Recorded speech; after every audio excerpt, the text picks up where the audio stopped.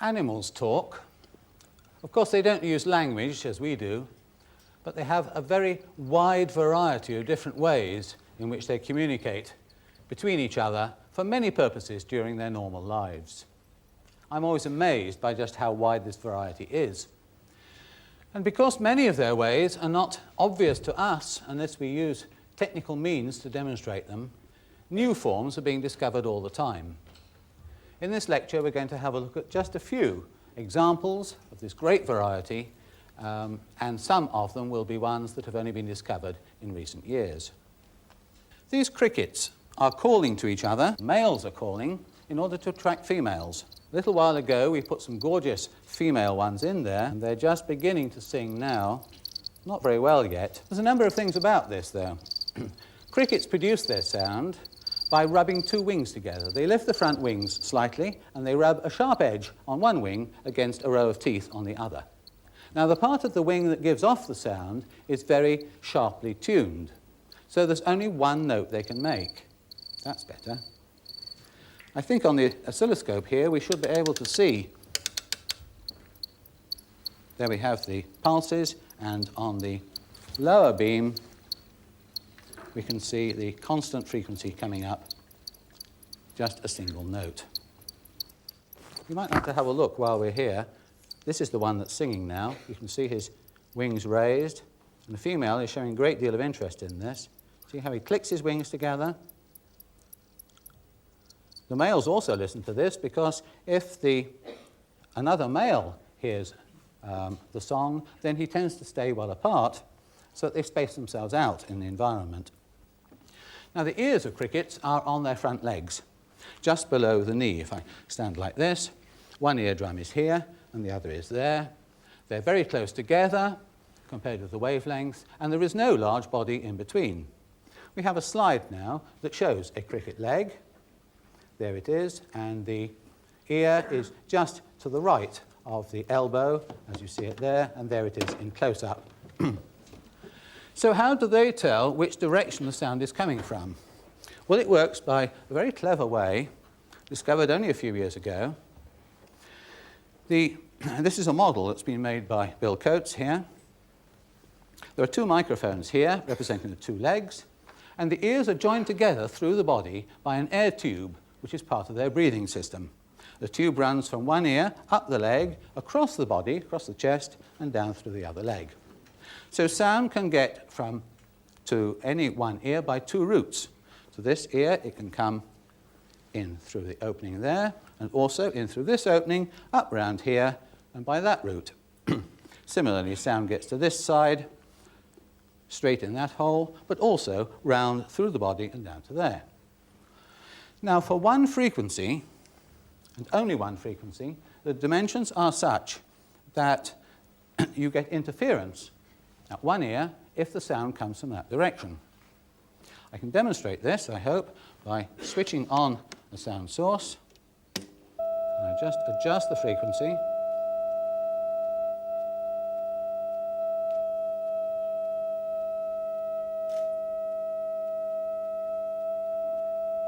Until we get sound on one ear and not on the other.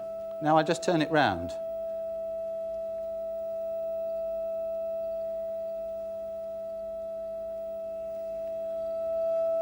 It's very directional, although that distance is only a quarter of a wavelength in the case of the cricket.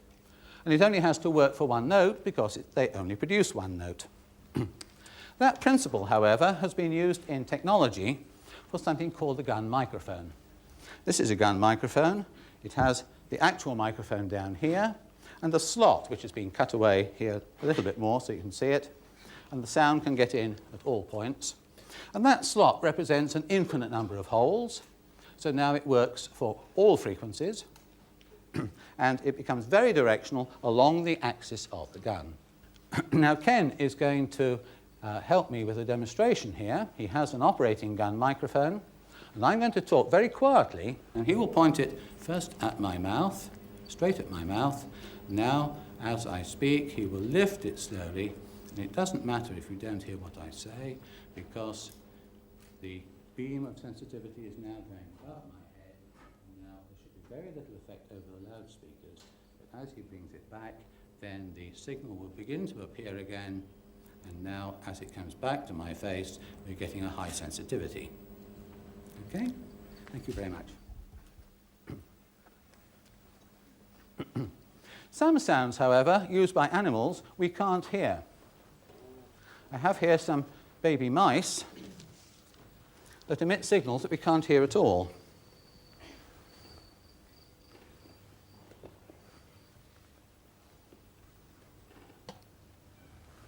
Here's a mother mouse with her family in the nest. Come on, Mum, let me have your babies. There we are. We take these little naked babies, just a few days old, and put them in a dish. And very soon they will begin to feel lonely and cool, and they will start to call to Mum. I hope we'll be able to see sounds on the oscilloscope here. But we can make those sounds audible. They're coming over at about 70 or 80 kilohertz, that's thousands of waves per second, whereas the highest pitch whistle you can imagine is about 18 or 20 kilohertz. So it's much too high for us to hear. But we should be able to make that audible by using a device that we developed at Queen Mary College, which divides the frequency, but in this case, 1/16th of the frequency. Another thing we can do is to stretch those sounds by a method we developed only this summer at the college to feed the sounds, record them in solid-state memory, like a computer memory, on memory chips, and then as soon as that memory is full, replay it at slow speed. If I switch this on, we should be able to hear them.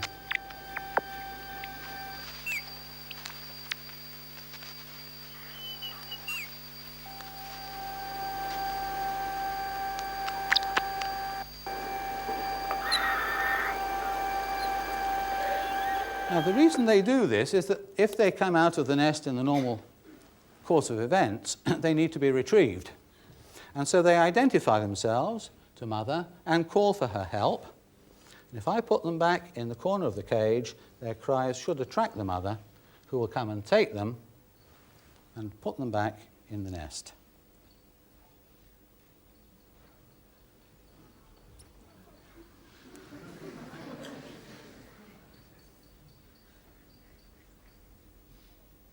Left it behind.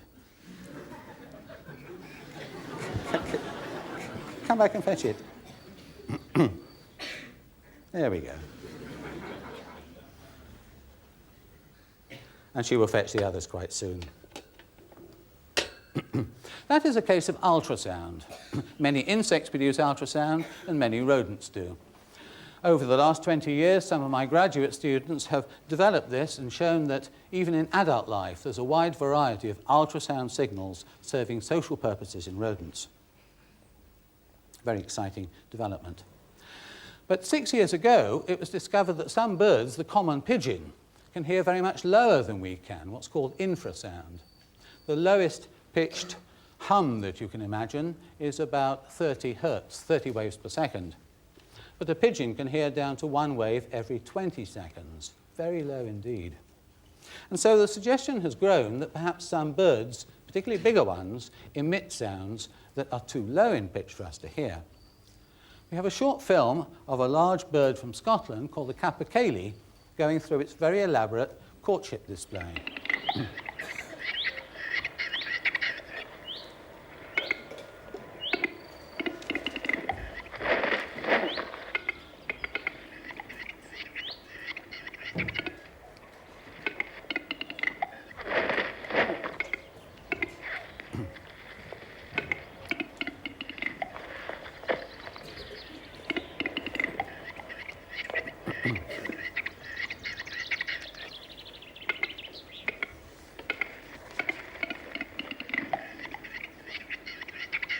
At the end of that regularly repeated sequence of sounds, there was a sort of very dull thud noise that didn't sound very loud compared with the rest. In fact, the whole thing sounds rather a pathetic noise for such a big bird making such a big fuss.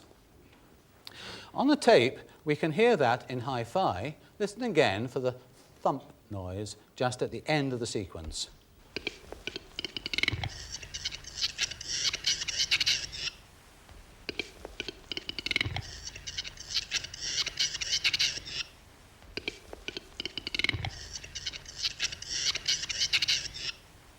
Now we'll take the tape and speed it up a factor of 4, so that, unlike stretching the sounds, we're now going to compress them to raise the frequency by 2 octaves.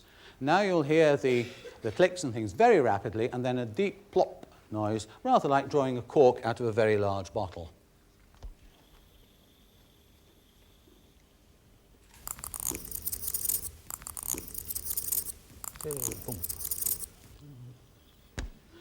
Thump. That suggests that there's a lot of sound present in the capercaillie call, which other capercaillies can probably hear, but which is just too low for us to hear normally. Sound also travels very well through water. And the whales and dolphins are extremely vocal animals, with very large repertoires within each species of whistles, clicks, grating noises, grunts. Many of the larger whales undoubtedly produce infrasound.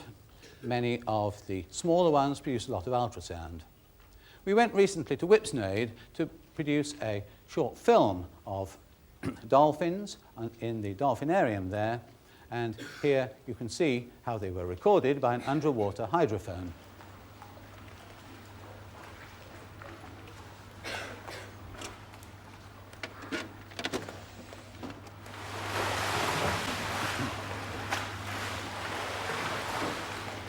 There's the recording gear.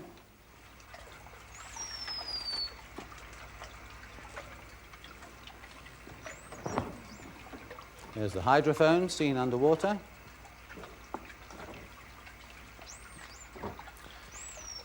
Many of those sounds are really very high-pitched, some inaudible.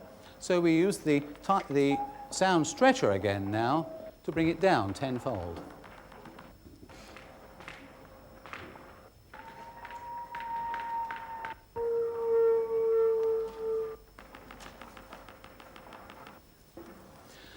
But besides sound, animals often signal to each other by vision.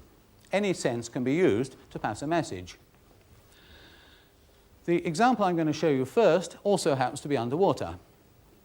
It is the Siamese fighting fish, which is an extremely aggressive fish to other males. When 2 males meet, they fight and dispute very, very vigorously.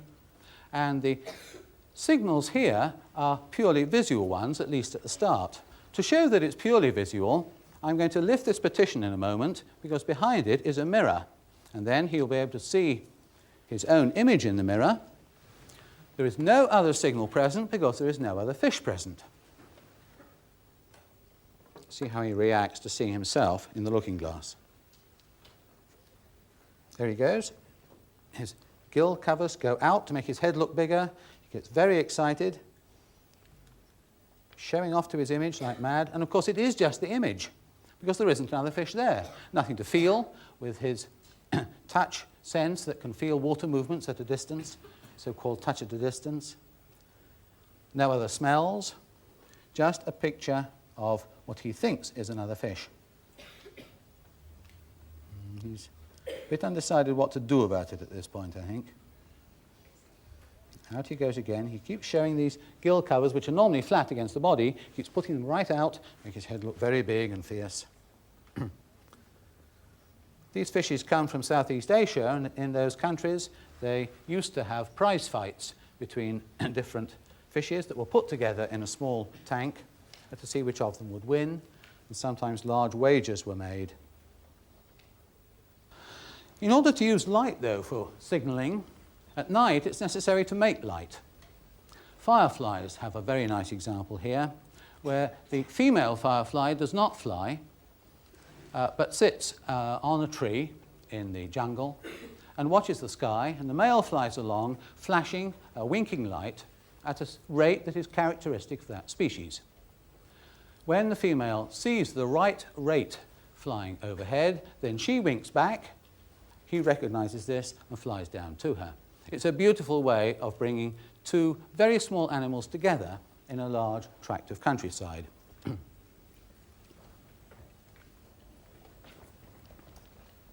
There's the male. Started flashing as he flew off. You see the luminescent organ is at the back of his abdomen, flashing a characteristic message, rather like Morse code. And here is a female answering back. And in a moment we'll see them side by side. There they are. They've met up and they're still flashing away in a courtship signal. Now, it's been found that if you do this very carefully, you can use a small torch to pretend you're a female firefly and call the male down. The male has come down to the experimenter's hand there, and every time it flashes, he waits for a moment and then flashes back. The firefly came over to the torch, and now he moved the torch and called it back. There can be a nasty end to that story, though, because the female fireflies of some species are very carnivorous, and they wink at males of other species. So the male flies down, thinking he's found himself a girlfriend, to find he gets gobbled up. It's really not nice. The way in which these animals make their light is extremely interesting, because they do it by a chemical process, mixing two chemicals together, which then produces a very great deal of light. I have here two such chemicals that, when mixed, will produce light. I've always wanted to do this demonstration, and now's my chance. I'll pour them now into this funnel and just watch what happens. Isn't that beautiful?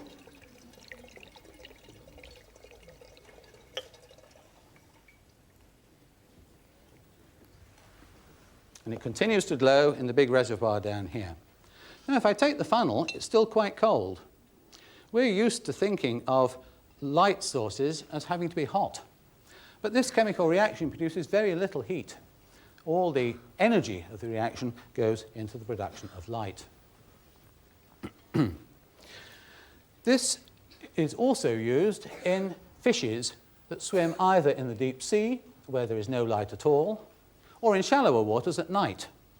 We have a short film now taken in the open of some fish with a photoluminescent organ just below the eye. There we see it. You see the eye showing there? There's a dim light on at the moment to show you the fish. In a moment the light will be switched off. There we just see the lamps. In some fishes, those are fitted with lenses so that they can throw out enough light to see where they're going, just as we would use a torch to find our way about at night. Again, using chemiluminescent reactions to produce light, to signal or to see where you're going. But there are some parts of what we see as light cannot be seen by animals. Conversely, some animals can see other parts that we can't see. If we set up a spectrum from an arc lamp, as Bill Coates is going to do now, we split the white light of the arc lamp into the colours of the rainbow. There we see the spectral colours, red through to violet, but beyond the violet there is ultraviolet. Just as beyond high-pitched sound, there is ultrasound. If I put this newly washed handkerchief there, the chemical substances in the detergent used to wash the handkerchief absorb the ultraviolet and re-emit it as visible light. You can see quite a strong band here showing up. If I lift the handkerchief, you don't see it so much on the paper, though the paper itself fluoresces just a little bit. Now, it's been suggested that many animals could see into the ultraviolet actually was suggested at the same time as the suggestion that animals could hear ultrasound by Sir John Lubbock at this desk at the RI in 1879, although in both cases it took a long time before technology was able to prove he was right. If we take a stronger source of ultraviolet, we'll see that chemicals in our own clothes often fluoresce. This lamp is putting out strong ultraviolet, but very little real light.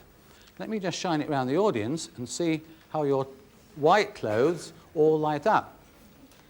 And so do your teeth. Would you like to say cheese, please? Cheese.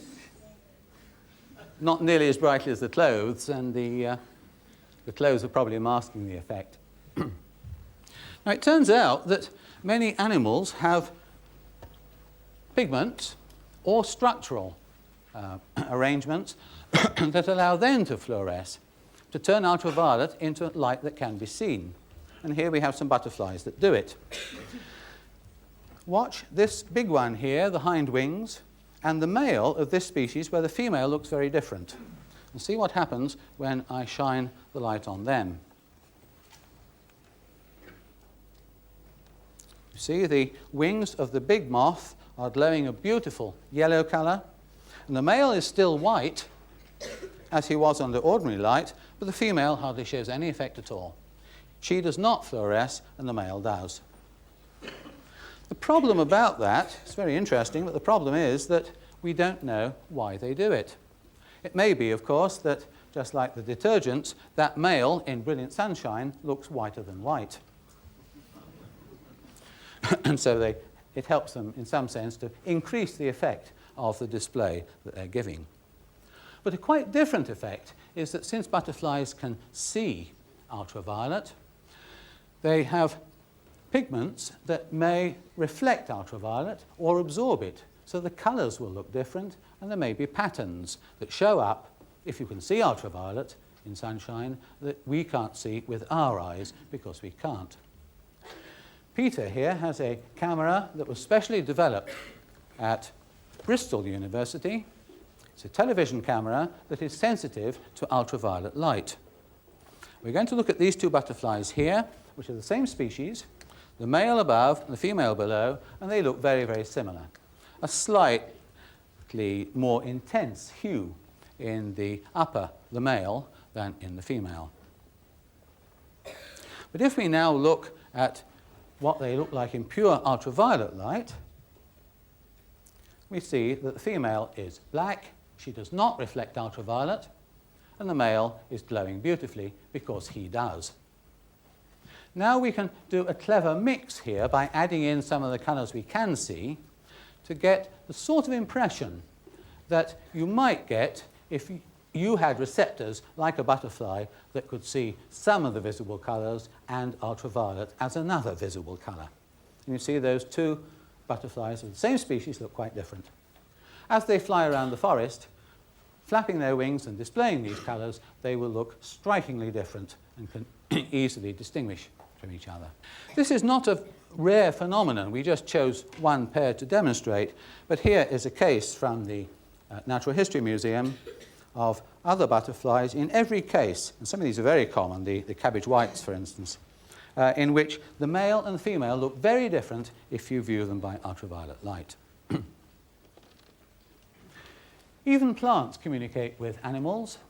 Flowers are there to attract insects, to pollinate them, and they give them a reward of a little drop of nectar. And the patterns on some flowers show bees and other insects where to go to find the nectar. Those black lines are called honey guides because they show the insect where to go. Many flowers that look quite plain to us have bold markings on them if you could see them in ultraviolet.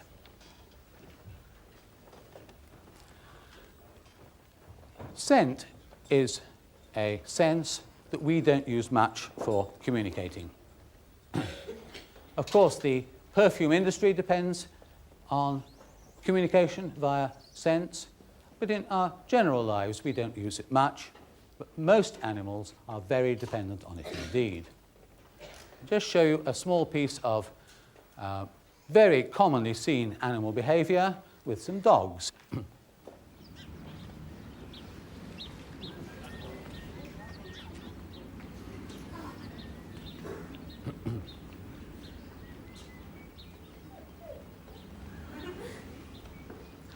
Of course, dogs don't do that because they need to go so often. What they're doing is to mark posts, tree trunks, with a scent to show that they've been there. So whenever you take a dog for a walk and he stops at a post and sniffs it, he's trying to see which other dogs have been there recently from the neighbourhood. Then he adds his own scent mark and moves on to the next post. The sensitivity of dogs to smells is really fantastic, and it can be put to use. Her Majesty's Customs and Excise employ dogs at all ports to this country to test for drugs that might be imported illegally. I'd like you to meet Glenn, a dog from Heathrow, and his handler Jessie. Hello, Jessie. And hello, Glenn. Tell me, Jessie, how old is Glenn? 3.5. 3.5. And how long has he been working for you? 2 years. 2 years. Mm-hmm. You don't train them yourself, I believe. No, we and the dogs are trained by the RAF and they're on loan to Customs and Excise. He's a lovely dog. Well, Jessie has planted a training package somewhere in this lecture theatre, and now we're going to see if Glenn can find it for us. It's a big place to look, Glenn. Ready?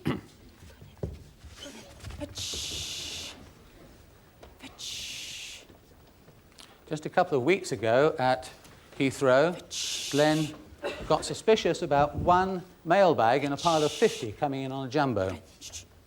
Inside the mailbag, there were 3,000 letters, and in one letter, 20 grams of cannabis. Okay. And he was able to find it through the canvas in all that mixture of other things. Is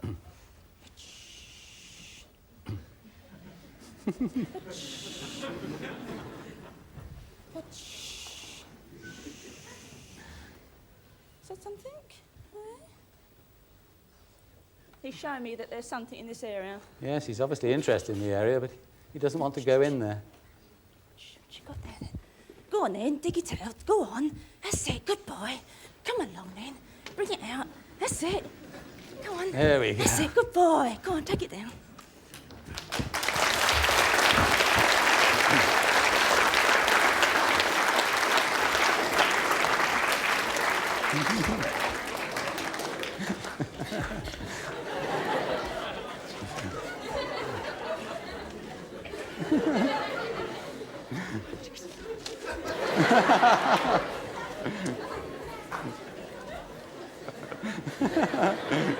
Go on then. Go on. It's very... Thank you very much, Jessie.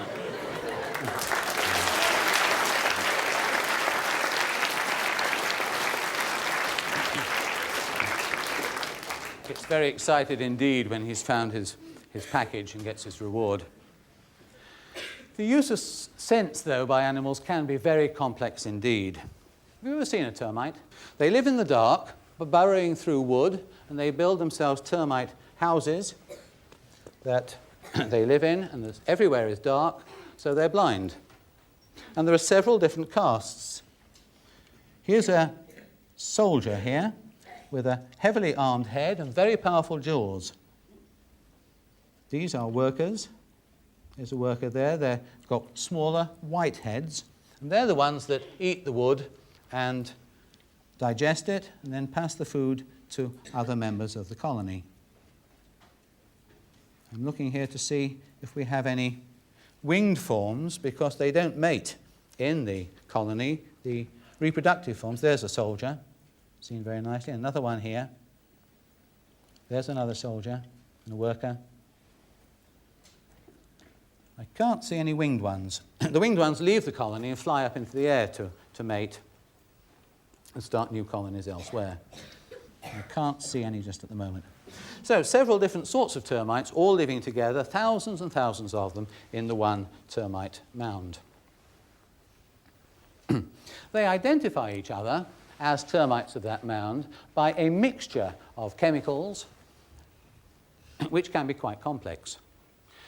This graph here shows the output of a chemical analyzer that was given termite smell from a particular mound to analyze.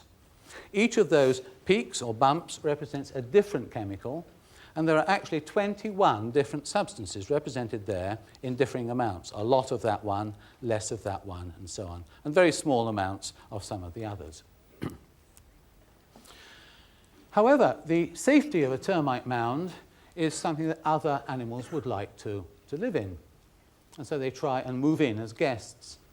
There's one particular beetle that lives in this termite mound that synthesizes chemicals so that it smells like a termite. And here we see the chemical analysis of the mixture of smells produced by the beetle. Very, very similar. All 21 substances are there, and in very much the same proportions as they are in the actual termite. I find that a remarkable case of biochemical evolution, because every one of those substances, which has been shown by tracer chemicals, is actually produced by the beetle. He doesn't get them from the termites and then reuse them. The next sense we come to is that of touch. We use touch a little bit, for instance, in shaking hands. Spiders use it a great deal when they meet, because they're very voracious animals. They kill other insects and other animals of their own size. So when two spiders meet, it's very important they identify themselves as a spider. We have a short film now in close-up that shows two spiders meeting. Obviously very worried about each other at that point, gesticulating by a series of stereotyped actions.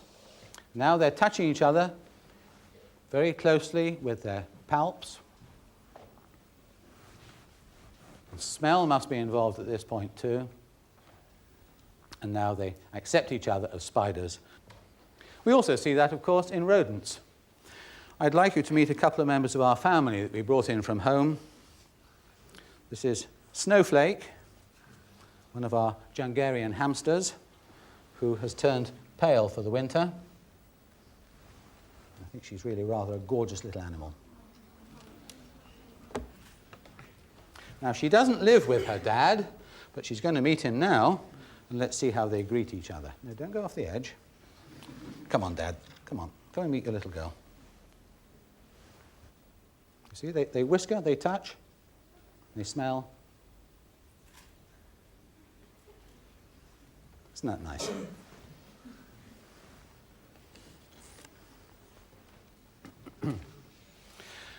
But touch communication can be very elaborate indeed, for instance, in bees.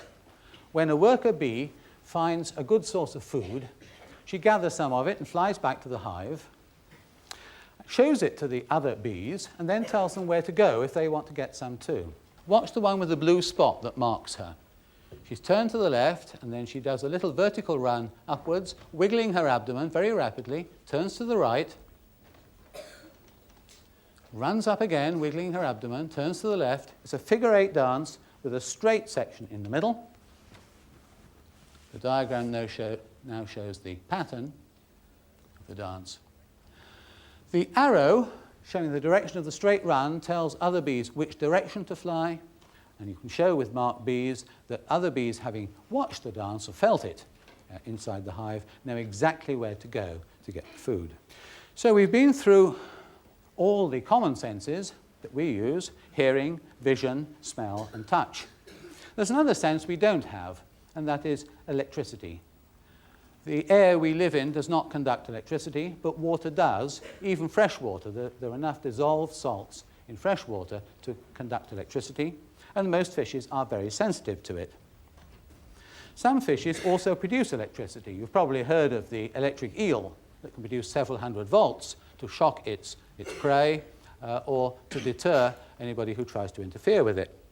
But there are also fishes that produce low voltage signals.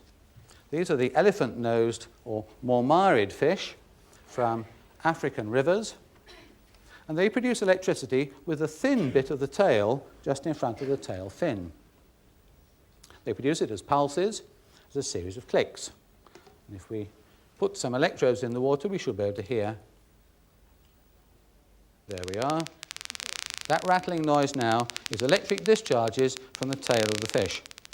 Now, there are two fish in this tank with a partition in between. And I predict that when I lift the partition, they will interact with each other and talk a lot.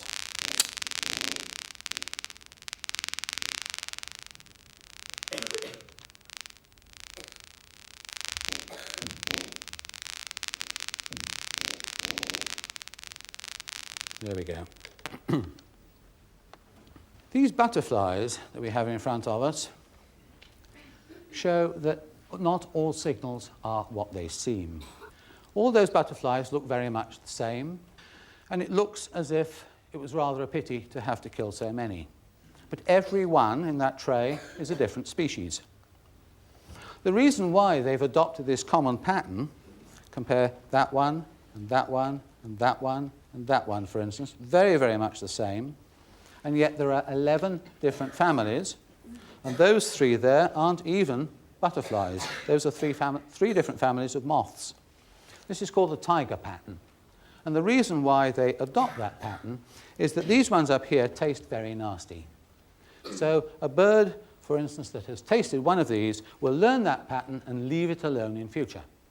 Now, it obviously makes sense if they all come to look the same, because once the bird has learned a lesson on one of them, it'll leave them all alone in future.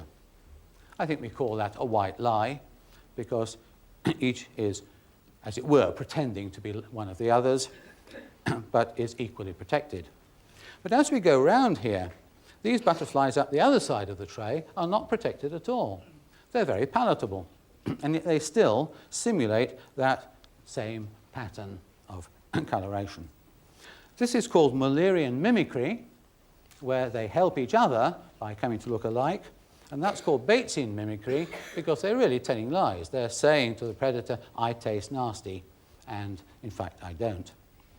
A worse case of that, a really black lie, is seen in some fishes. There is a fish on the coral reefs that's called a cleaner fish. It comes along with a characteristic pattern, gives a little wiggle dance, comes up to a bigger fish that will then lie there still and allow the cleaner fish to take parasites from its gills and its mouth and, well, all the surface of its body, and won't eat it because it benefits from the service. The cleaner fish benefits by feeding. We have a slide here that shows a large fish lying still while two cleaner fish work on it, one going into its gill cavity, you see, and the other about to go into its mouth. The inset shows the cleaner fish in close up. The lower fish on the inset is not closely related at all, and it is a predator.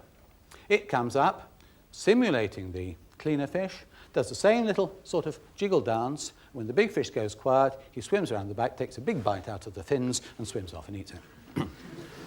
That's a really black lie. It's just about as bad as the fireflies that wink at males of the wrong species. Even plants can tell lies. Some of the flowers pretend to be insects. I use these words in anthropomorphic sense. They have come to look like insects in order to attract other insects of the same species. We have a short film here that shows an orchid that looks just like a hovering bumblebee and might attract other bumblebees. The next one looks so much like the female of an Australian wasp that the male wasp comes along to court it. And there is a male attracted by the flower, not only looks, but also smells exactly like the female wasp. In fact, at times, males will fight each other to get the favours of this flower, which isn't a female insect at all. But the third one is a wasp in which the female is flightless, and when she's ready to mate, she climbs a stick and waits for the male to come down and carry her off to mate on the wing. Now, that's part of an orchid flower that looks and smells like the female wasp. The male comes down, tries to carry it off, but it's hinged part of the flower, so when he alights and tries to fly off with it, thinking it's a nice young lady, he catapults into the other half of the flower, which contains all the pollen.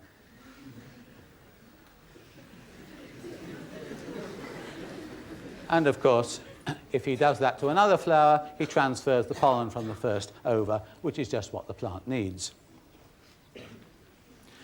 Not all information is deliberate. Some organisms go to tremendous lengths to minimize the amount of information they give. We have in this pot, this tray, a whole lot of flowering plants. Can you see them? How many do you think there are there? One or two are obvious. This one, for instance, is clearly green and a plant, and that one, and that one. But the more you look at it, the more plants you see are there. This is called crypsis, looking like something else in your environment so that you get overlooked by a passing herbivore. Let's see. That's a flower. Yes, it's soft. That's a stone. That's a plant. That's a plant. That's a stone, plant, stone. Even I can't count them easily. Oh, there's another one I've just spotted. That's a plant too. They're not in flower at the moment because they flower just for a very brief time. Another example of crypsis is seen in insects. In this tank here we have a number of very nice insects just sitting in the plants. This was provided by the London Zoo. And so that you know what to look for, if you haven't spotted them already, I'll take one out. They're covered in very sharp spines, and I'm a coward, so I'm going to wear a glove. And there is a cryptic stick insect.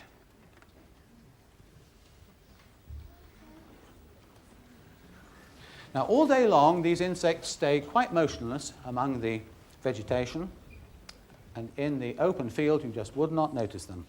Come on, you're going to walk for us? No, he doesn't want to walk now. At night, when it gets dark and you can't see them anyway, that's the time when they wake up and they move around and feed. But during the day, they're very easily overlooked.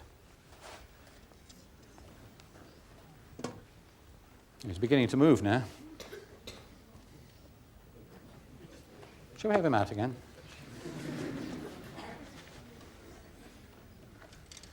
You going to walk now?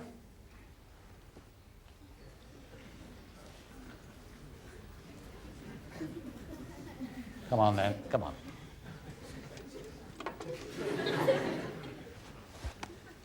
Now you know what you're looking for. Have another look at the tank and see how many you can see.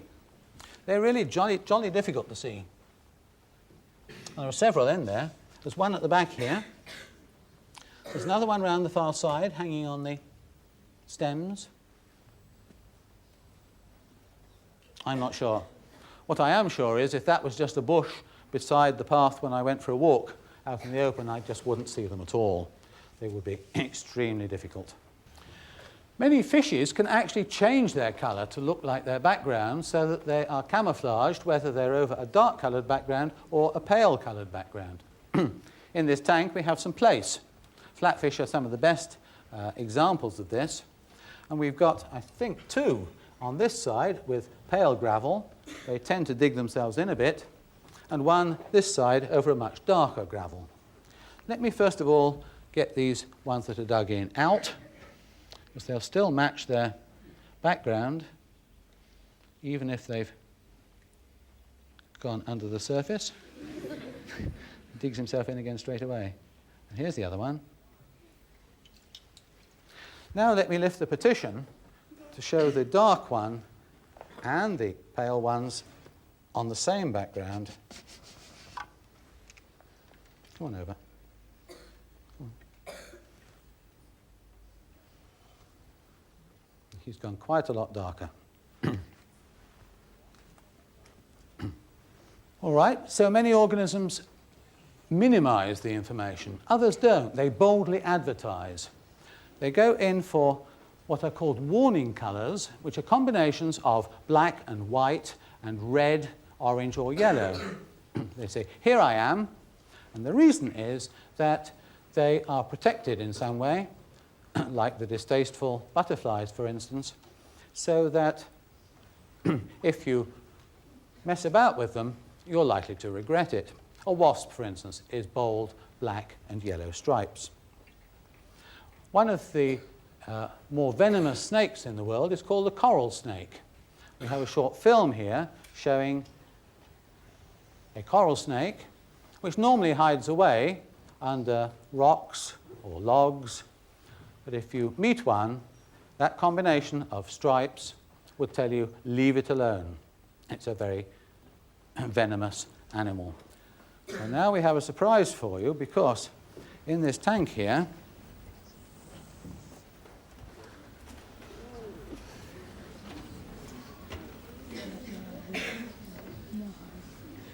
securely tied down is a snake. Would anybody like to come and pick it up?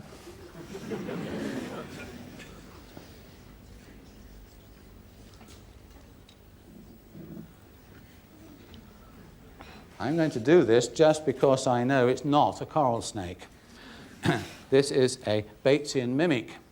It has the patterning of a coral snake, or something very close to it, without actually being poisonous at all. It can bite, but it's very tame, docile animal. And if it does bite, it's not venomous. It is a mimic. Do you like it? Beautiful animal.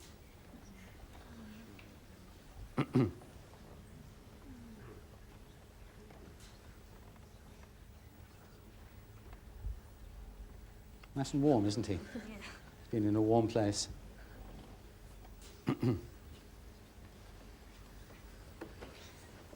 So, drop him back into his tank. That, of course, is communicating between species.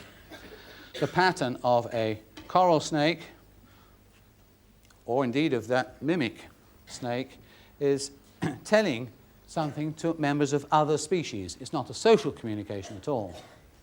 Some of the finest examples of communication between species, of course, are between man and his domestic beasts. You've all seen, I'm sure, a man and his steed moving perfectly in perfect accord as just as one. We have a short film that we made just to demonstrate the point. Giddy up. Lady, giddy up. Come on, come on. Please. Lady, are you listening? Come on, giddy up, giddy up. Let's get going. Come on, come on. There we go. There we go. Come on, come on. There we go. Come on. Off we go. That's it.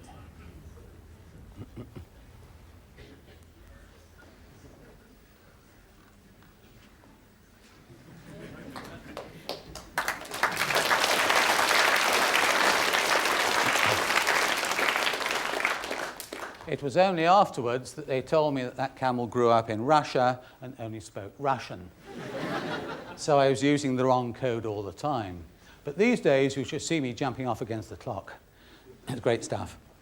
No, but seriously, the communication between man and animals can be used for very worthwhile things. For instance, for driving other stock animals, the sheepdog. Do you think you could drive a flock of ducks round this lecture theatre? Well, we have a dog called Jill here today, and her owner, John, and they're going to do just that. Lie down, lie down. Lie down. Wait. Stand there. Here. Jill. What? Lie down. Come by. Come by. Stand. Wait. Stand. Here. Jill. Come by. Stand. Stand still. Wait. Here. Here. Here. Here. Come by. Stand. Stand there. Stand still. Stand still. Wait. Here. Jill. Come by. Come by. Come by. Stand. Stand still. Stand still. Lie down. Lie down.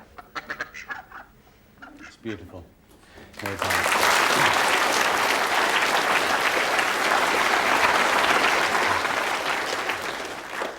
old is Jill now? She's eight and a half. And has she been working all her life? Since she was about a year old, yes. I see, that's about the time you start them. Yes, yes. Lie down, lie down. We don't normally use her for driving ducks, though. No, Aqua School Farms, a dairy farm mainly, with a few sheep, and she's quite well known in the sheepdog trial Yes. field. And, She's yes. done well in the trials. Yes, she's won quite a few. Well, I'm not surprised after that demonstration. I'm told you can control her by whistles as well as by word of mouth. Yes, Chris, if I wanted to go right-handed, I'll just blow a low note. And the wrist's blocked up. Let you help.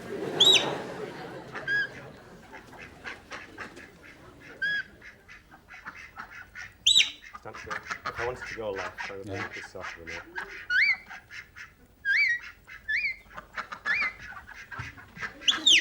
Lie down. Lie down. Lie down. That's lovely. Do you think she can get them out of here too? I think she can manage it.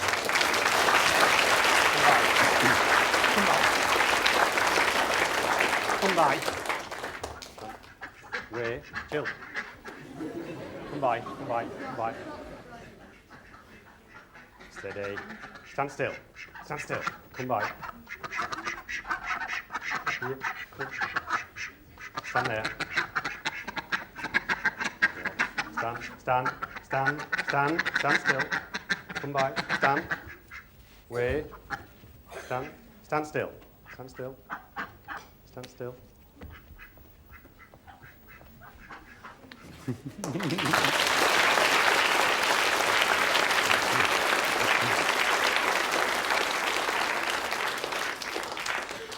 It's a beautiful demonstration of communication between three species all at once. Well, we started this lecture with a chorus of crickets, so we're going to finish on a chorus, this time of frogs.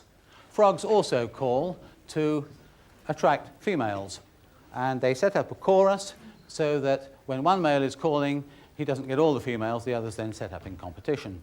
They do this either by croaking, or in the case of tree frogs, by higher pitched peeps. We have a short film of frogs chorusing.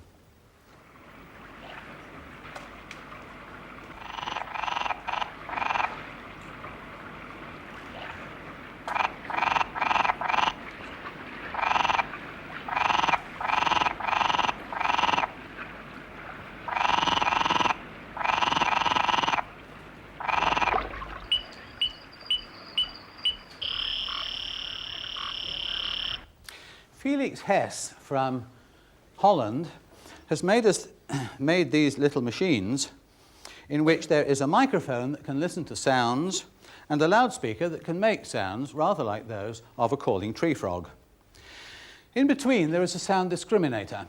The sound discriminator assesses the sounds that it's hearing, and if they're bad sounds, then it suppresses the calling. If, however, we keep very quiet, one of them will start calling after a time, and the moment the others hear it, then they start calling in a chorus. There's one that seems a little bit excitable there, is calling already, but all the rest are inhibited. So if I just put a few more out on the bench,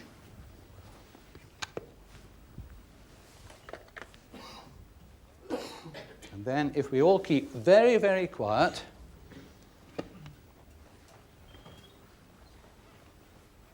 but the moment I stop talking, if we all keep very, very quiet, please try not to cough, then I think they will start the chorus.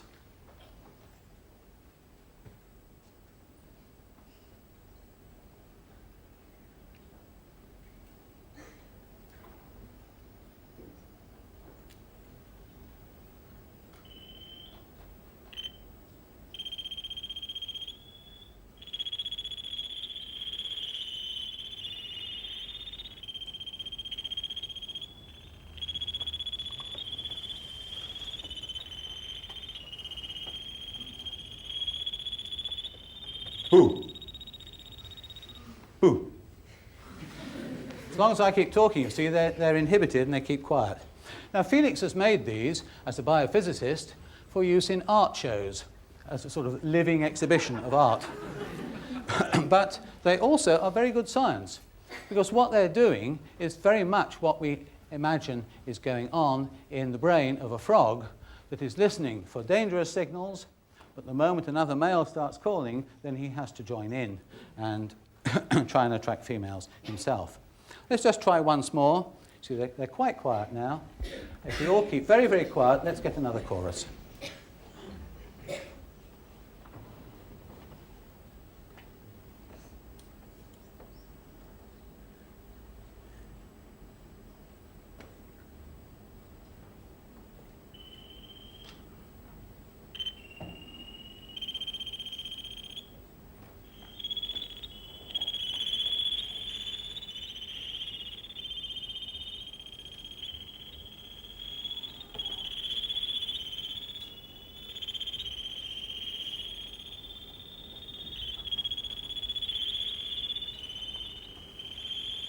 Boo!